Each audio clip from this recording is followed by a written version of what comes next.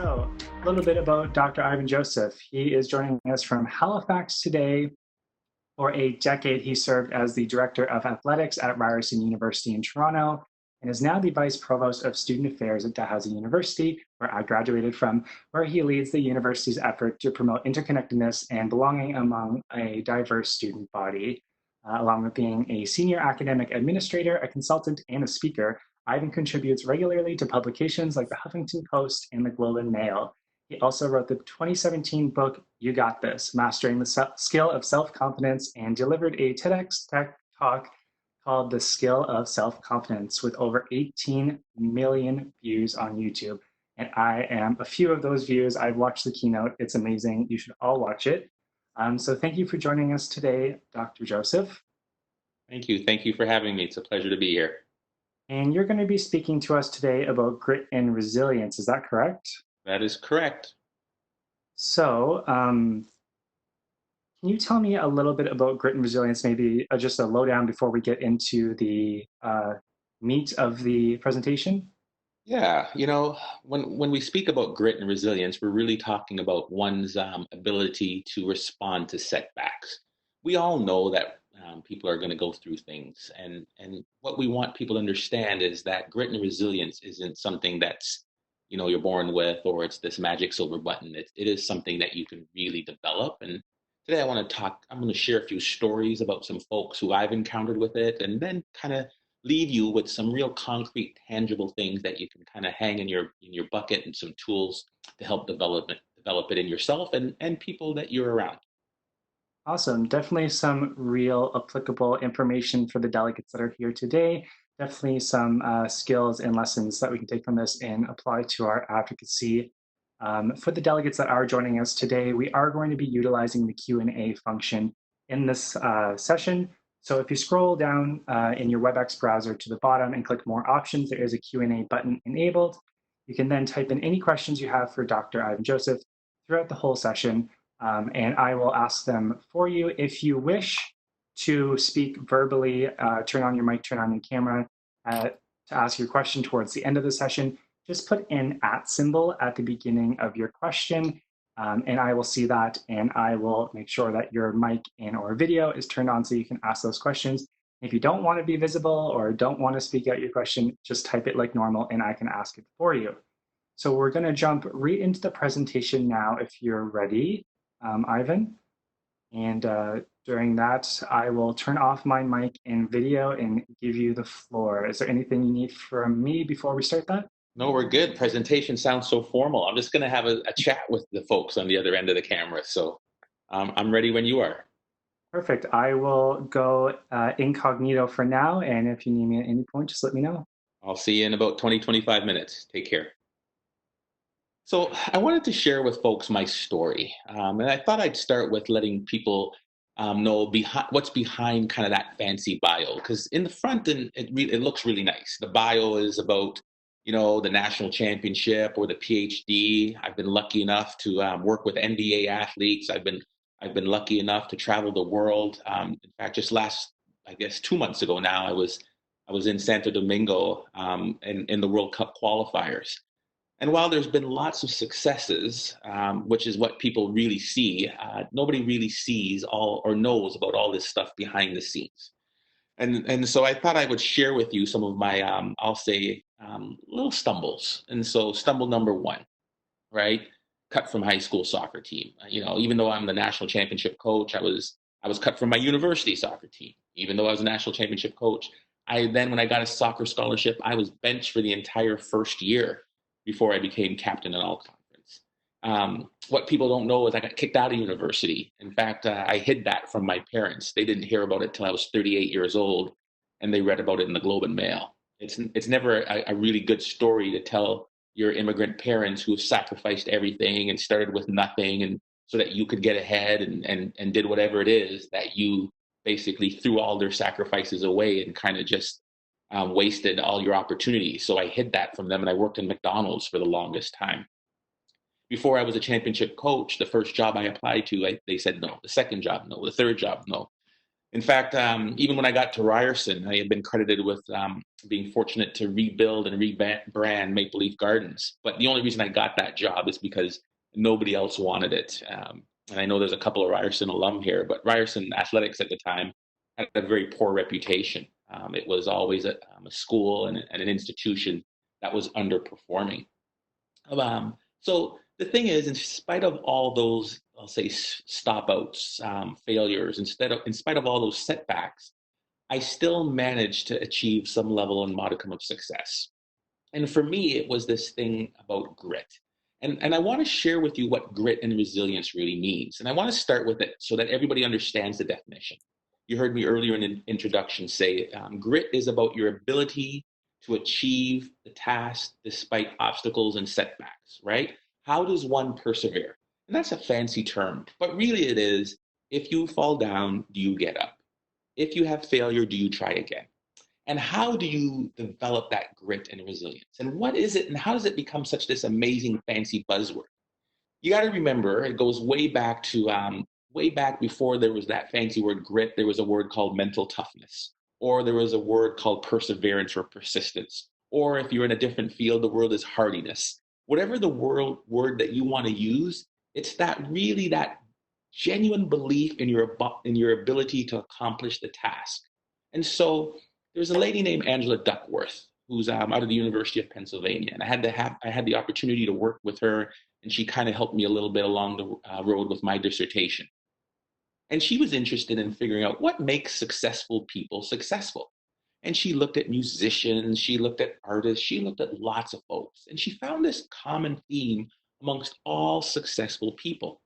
Nothing to do with talent, all to do with this ability to persevere, ability to put in the work when there was like no glamour, no glory, no recognition, just what we call in sport the grind.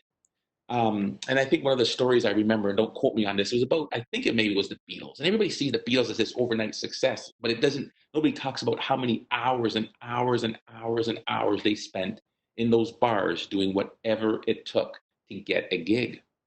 What we find with people who have grit is they're willing to do whatever it takes to get the early repetitions and the early practice and the early I'll say not success is the wrong word, but early taste to develop their skill.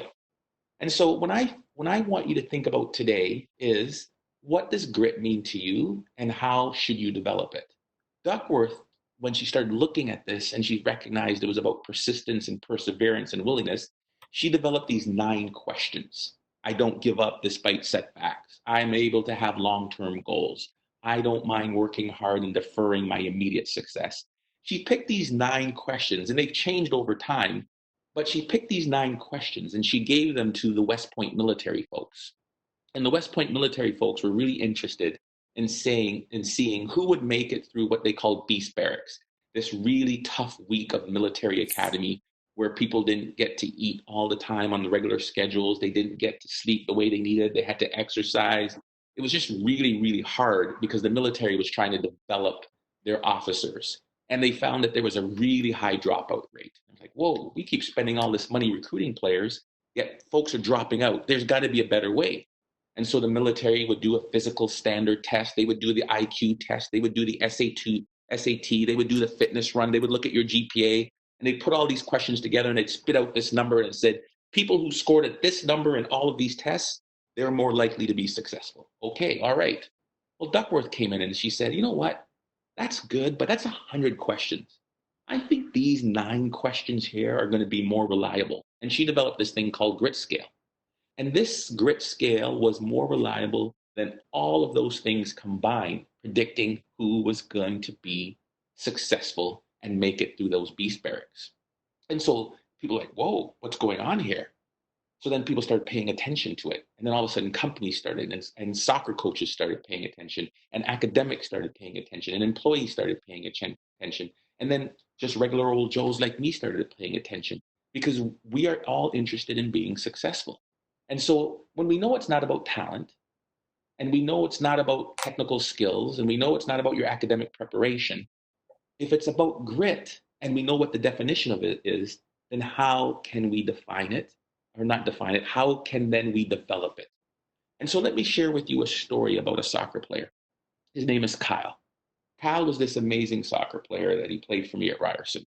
Now, I want to remind you that I took Ryerson over, and every single program had a losing record. And so I decided in all my ego that I'm going to go show these coaches and Ryerson how to do it, how to change the game.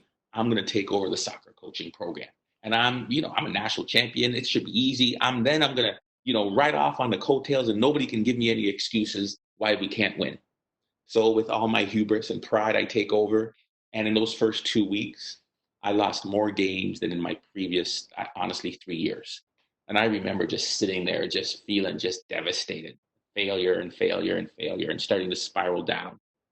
And I remember I was at the quad one day in a practice, and this guy came out of the pine trees. And those of you who are Ryerson folks on this call know where the quad is and where those pine trees out.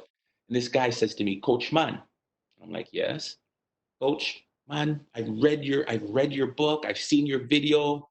Actually, he didn't read the book this before. I've seen your video. I've read The Secret. I want to play for you. And I said to this guy, I'm like, I'm not sure if you're good enough, sir. I looked at him. He was this gangly kid. He was like, okay. So I decided to take him on the team and try him out because I think, okay, let's do it. Long story short, I'm going to fast forward. I cut this guy not once, not twice, but 3 different times. Every single time he would come back and he'd keep trying, and he wouldn't make this team. And every year he came back a little stronger, a little bit faster, a little bit better, but he wasn't that good. Finally, in his 4th year, he shows up again. I'm like, oh my God, I can't cut this guy again. He's going to break my heart. He's such a nice guy.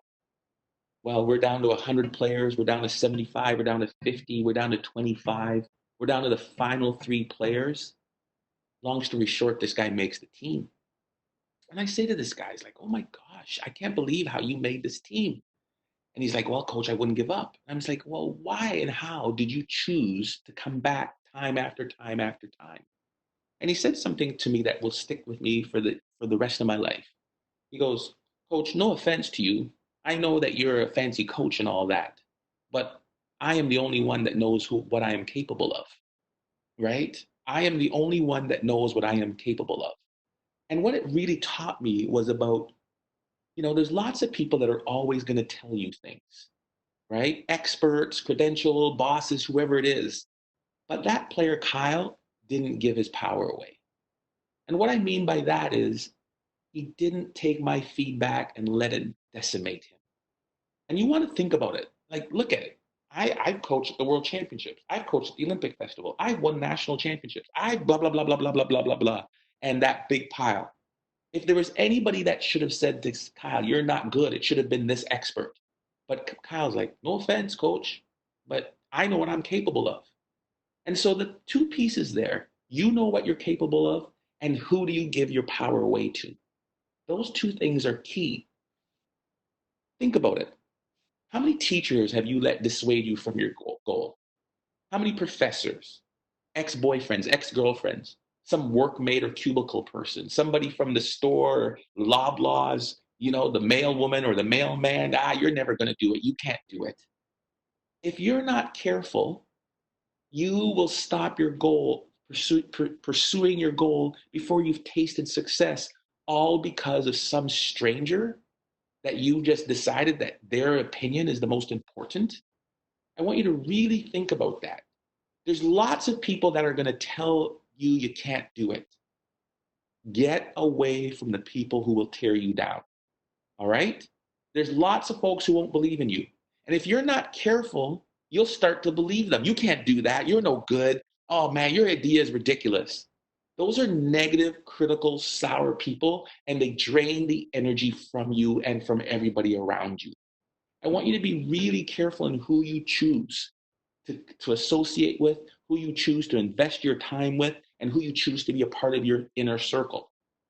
And that doesn't mean that you can't get negative feedback, or critical feedback is probably the better word. But it does mean that you need to discern the difference. And what do I mean by that? There's these negative people. That job won't work. Oh, this isn't going to happen. Oh, I know this. No, that's a bad idea. And then there's critical. That won't work, but have you tried this? Hey, I think this is a fault and this is a problem. Can you think about it this way? Critical tells you what's wrong, but also offers some different opportunities. Negative people always, always what is wrong and what is broken. You know who those people are in your life. Identify them and be deliberate and intentional in choosing how to engage in them. And I get it, it's hard because sometimes those people might be in your family, or sometimes those people are in your work group, or they're, you don't know how to get out of it.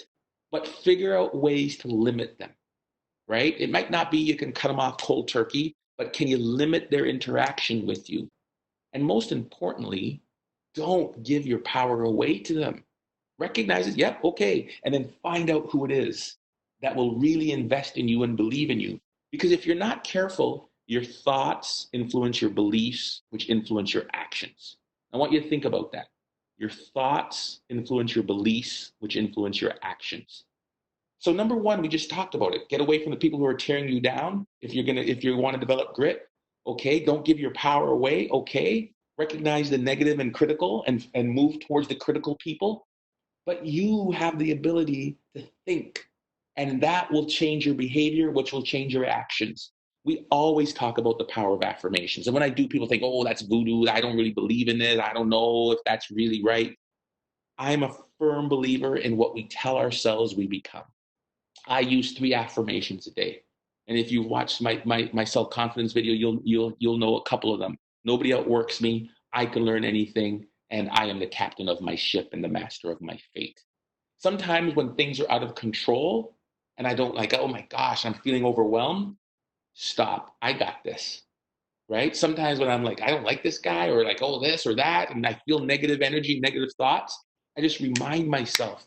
I use a physical gesture, snap, a clap, whatever it is, deep breath in, let's go.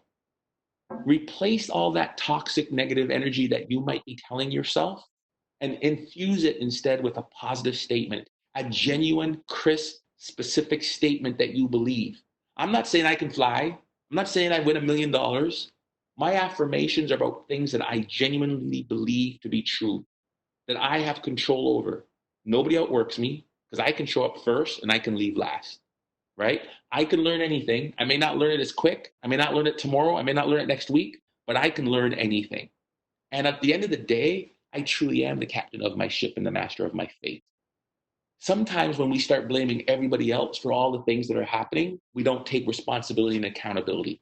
I remember when I flunked out of school and I blamed this professor, or I blamed this policy, or I blamed this. And I needed to recognize I am in charge of myself. I need to take accountability for my actions. When I did that, that burden fell off me because then I knew that I could control where I was going. And I get it, it's hard. It's hard because sometimes it's over and you don't know where it is, and you're seeing all of these pieces and you don't know where to start. And I always say, start with step one. I don't know what step one is, but you don't solve the entire problem right away. Start with step one. Step one, whatever it is, it could be as small as you want it to be or as big as you need it to be, but start with step one. And step one for me is always my thinking, it's always my thought. Nobody outworks me. I got this. I can learn anything.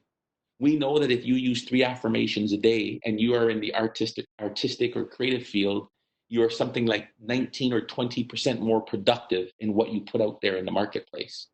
Or if you're in the analytic or problem solving field and you use 3 affirmations a day, you're something like 29% more efficient. You solve complex problems 29% faster, 3 affirmations a day. And if you're in the sales industry, if your job is to make sales, generate revenue, your revenue goes up by 37% if you use 3 affirmations a day. I'm like, whoa, that's pretty good. That's pretty impressive, right? I don't mind that. Now, as soon as you get to your thoughts and your behaviors and you've done your affirmations, I want to tell you probably the most important thing about grit is that you have to be willing to accept failure. In fact, you have to experience failure. You have to readily embrace it. You have to move towards it and recognize that failure is part of the journey. You're like, what? How do you mean? You don't get anywhere by being safe.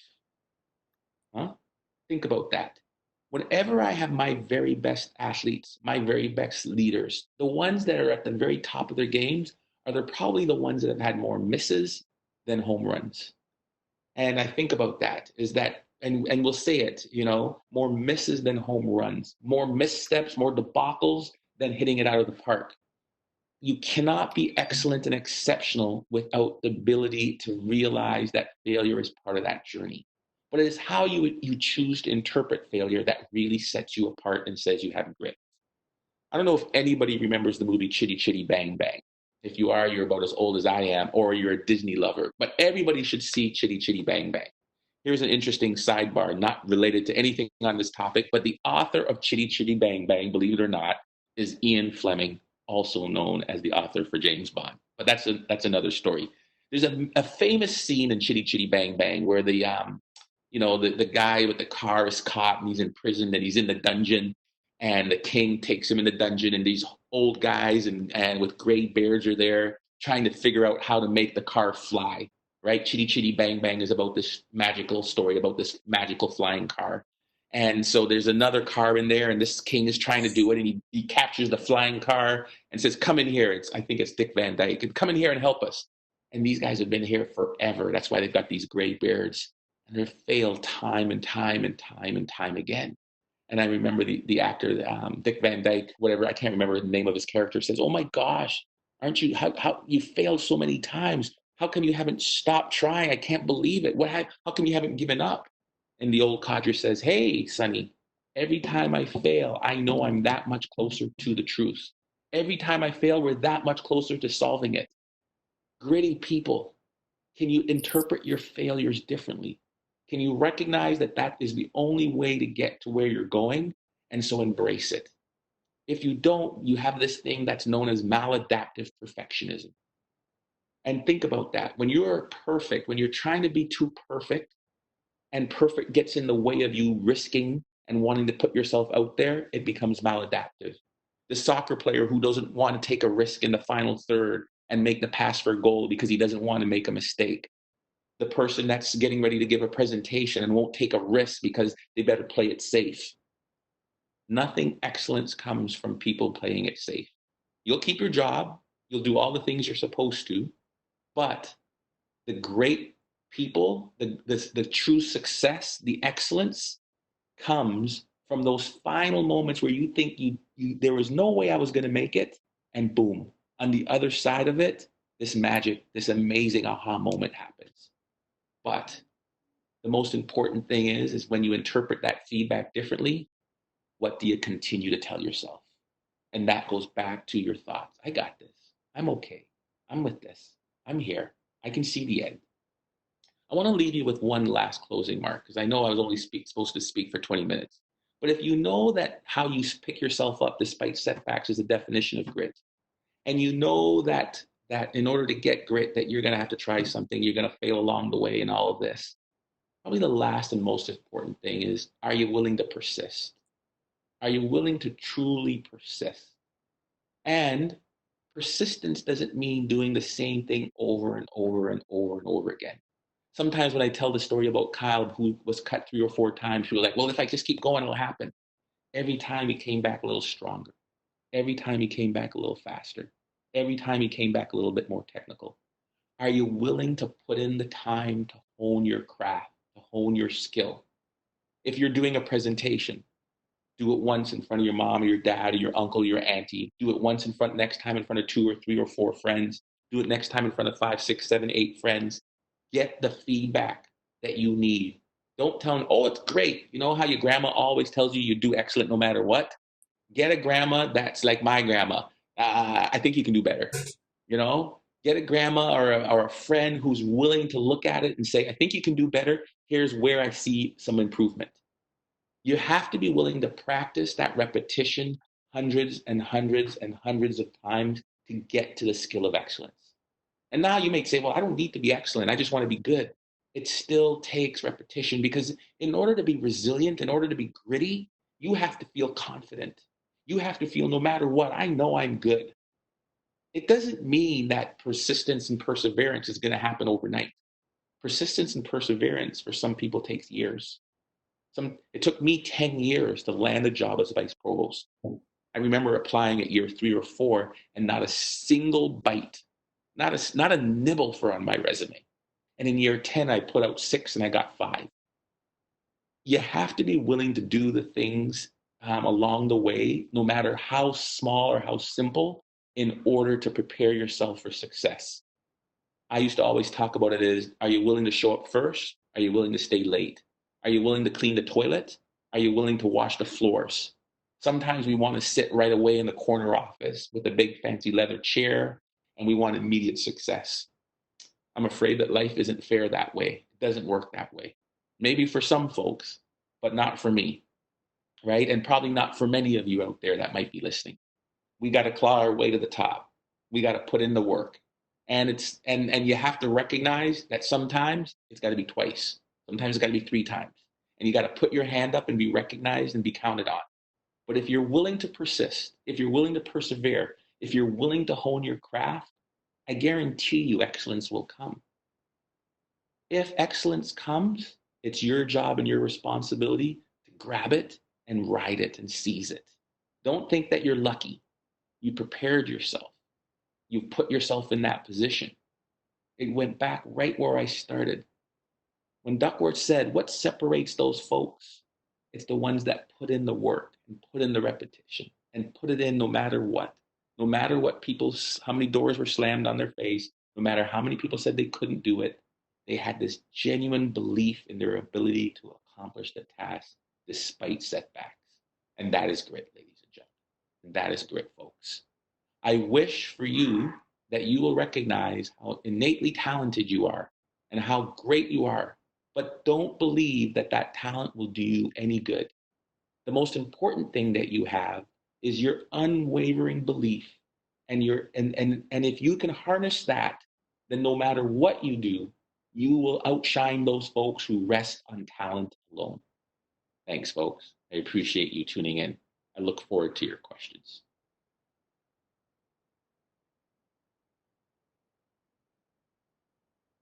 Wow, that was absolutely amazing. Thank you so much. I'm going to give you a round of applause. I know the delegates are probably giving you a round of applause right now, but we can't hear them. We are going to move into the Q&A period of this. So if the delegates want to utilize the Q&A function, you can type your questions in there. Remember, if you want to ask verbally, type an @ symbol in the beginning of the question, and I will be sure to give you access to do so. So I see a question coming in right off the bat from Laura.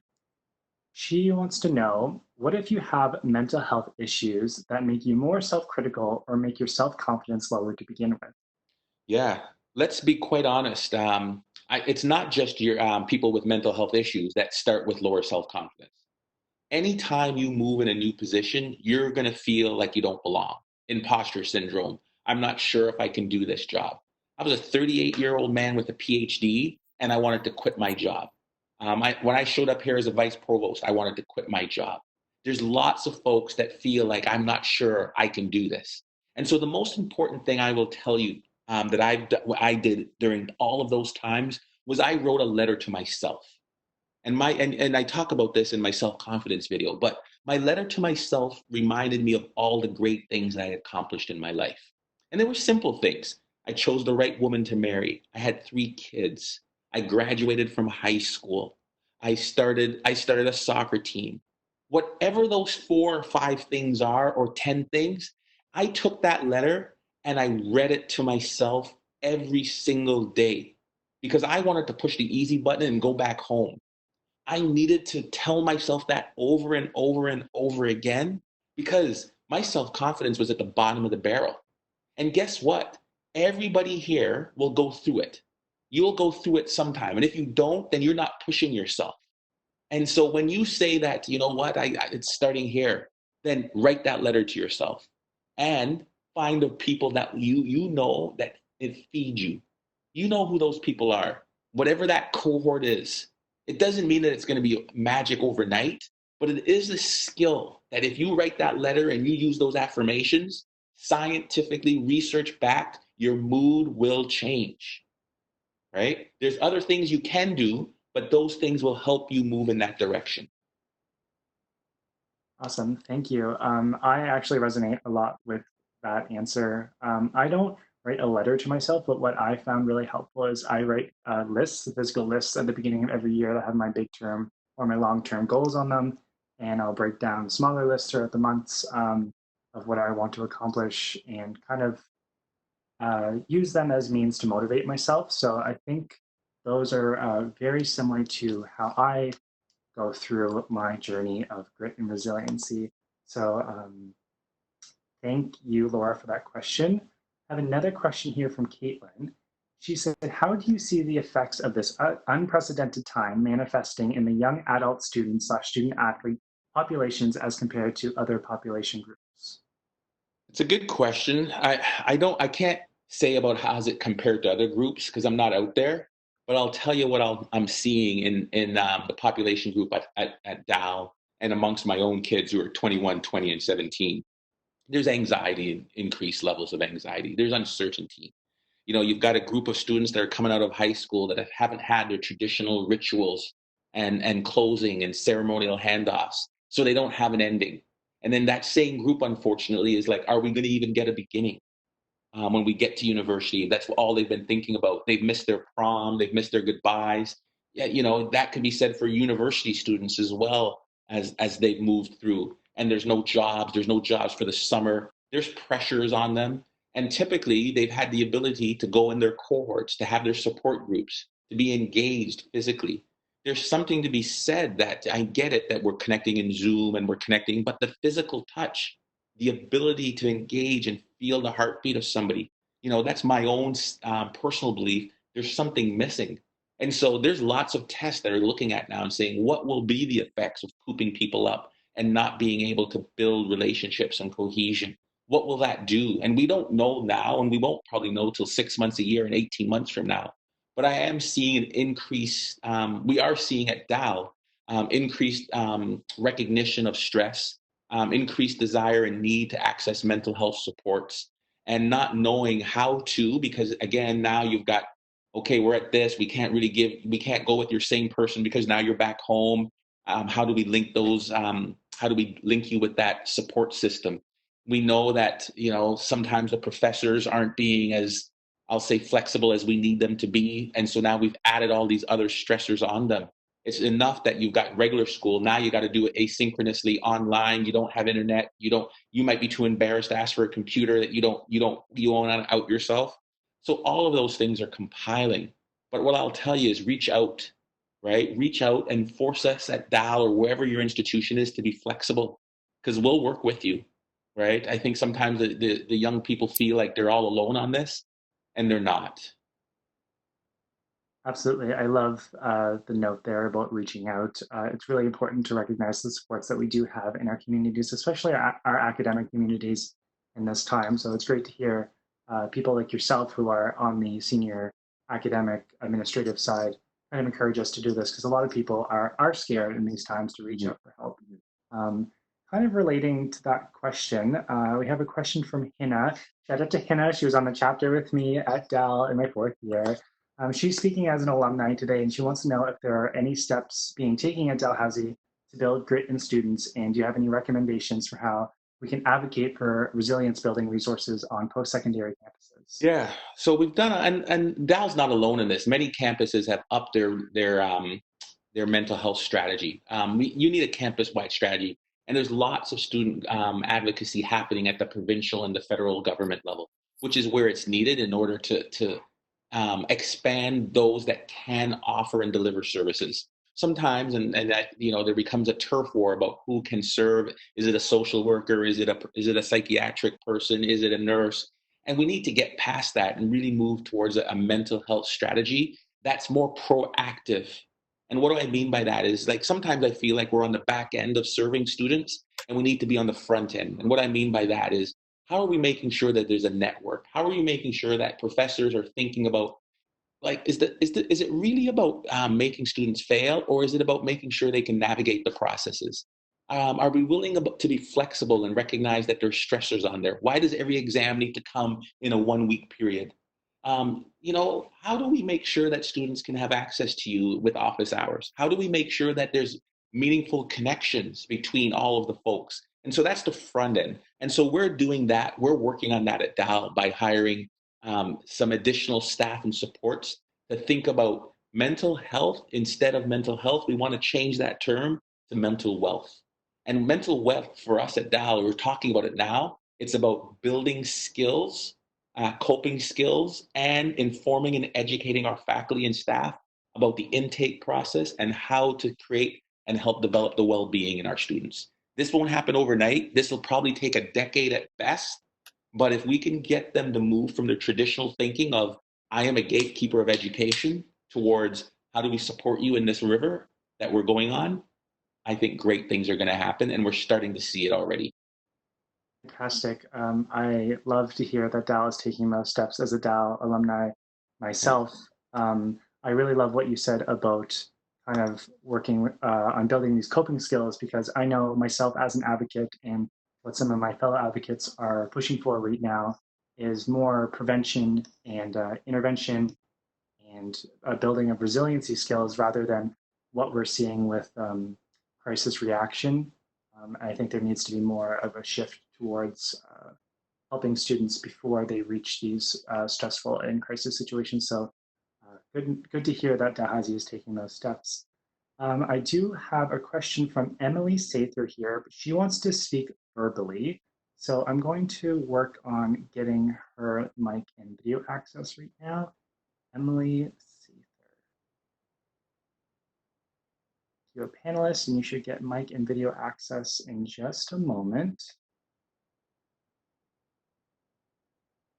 Hey, Emily, you are now a panelist, so you just need to turn off or turn on your mic and video if you'd like to be seen, and you can ask your question to Dr. Joseph. Sure. Can you hear me okay? I Yeah, can we hear can. you fine, Emily. Hi. Thank you so much for your speaking. That was wonderful. My quick question is just it's kind of been touched on already, but how do you find your groove, so to speak? So, of course, having that grit is an essential piece in all aspects of life, but in terms to really find that one thing that really drives you or you feel where that grit can really develop, do you have any suggestions for that? Well, that's a great question, Emily. And so thank you, because I didn't speak about this, which is, it's about your passion. You got to pursue your passion. And so sometimes I remember when I got kicked out of school, I was going to be a medical doctor because I wanted everybody to know how smart I was and I was capable. And I wanted to be wealthy. I wanted to be rich. Let's just be quite honest. It's shallow. I'm a terrible person that way. And I remember listening to a story about this guy, and it's a long story, but I'll shorten it as quick as I can. He was a weasel. He would go from ski resort to ski resort and pretend he found a hair in his chicken sandwich and get free skiing. And then he'd go someplace else and there was a fly in his drink, and he'd get caught, and he'd get free skiing because he complained. Until one day he got caught, and the owner said, "You know what? Instead of throwing you out, I want you to be my secret shopper." It's like, "What? My secret shopper?" "Yep, you're gonna go and you're gonna see how customer service people treat you. You're gonna pay me to sleep in and eat for free and ski for free." Yes.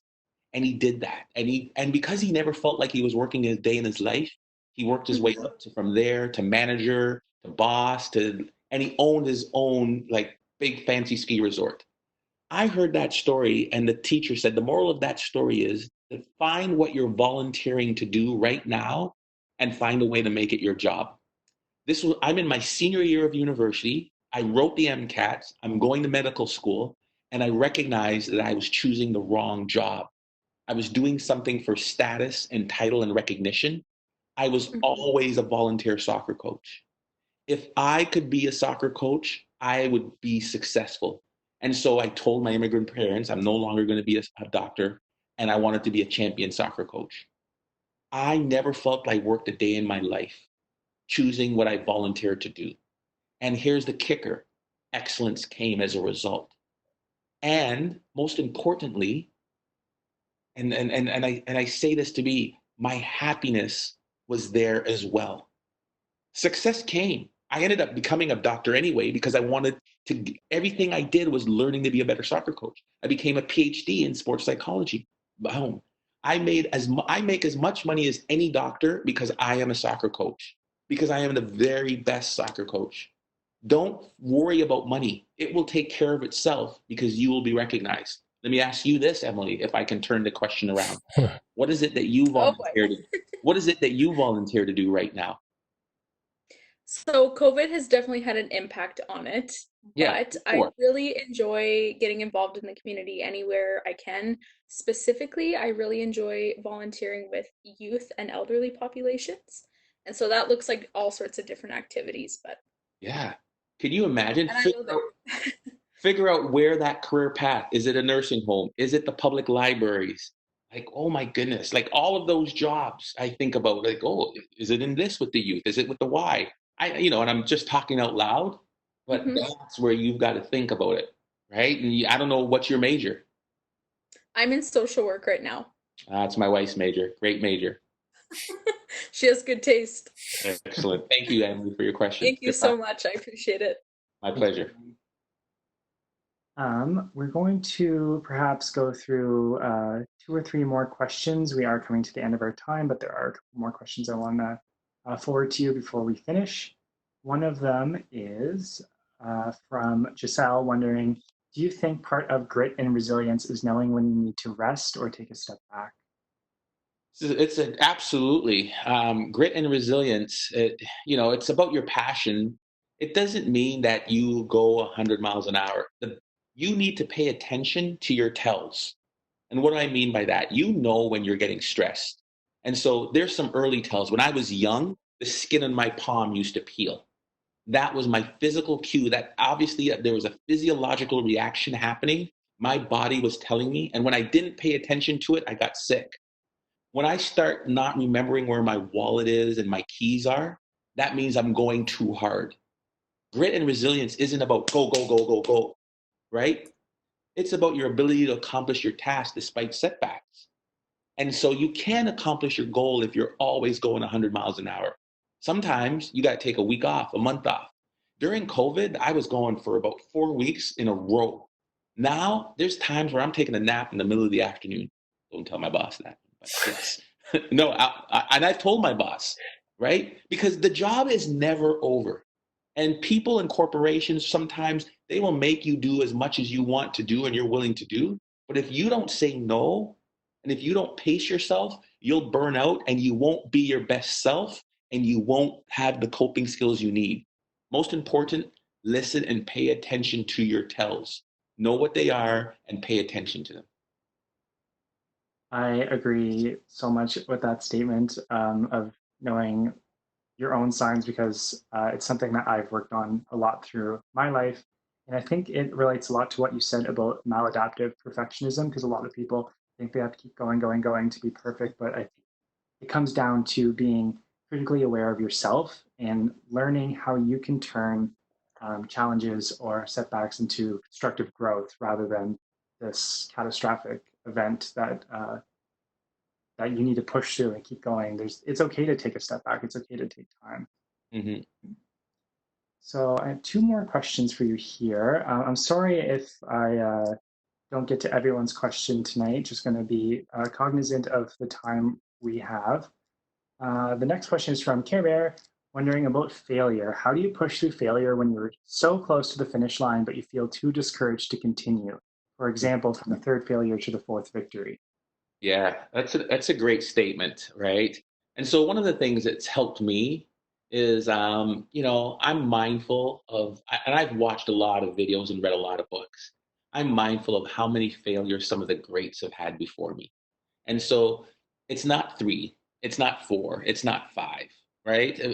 When I think about the common one everybody talks about is Edison and his 1,000 light bulbs, but forget about that one. Or J.K. Rowling, and I think who knows what the number is, but I heard 64 rejection letters.